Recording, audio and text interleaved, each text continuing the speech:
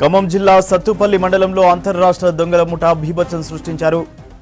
Sathupalli police station పనిచేస్తున్న ID party constable Naresh పై కత్తితో దాడి చేశాడు.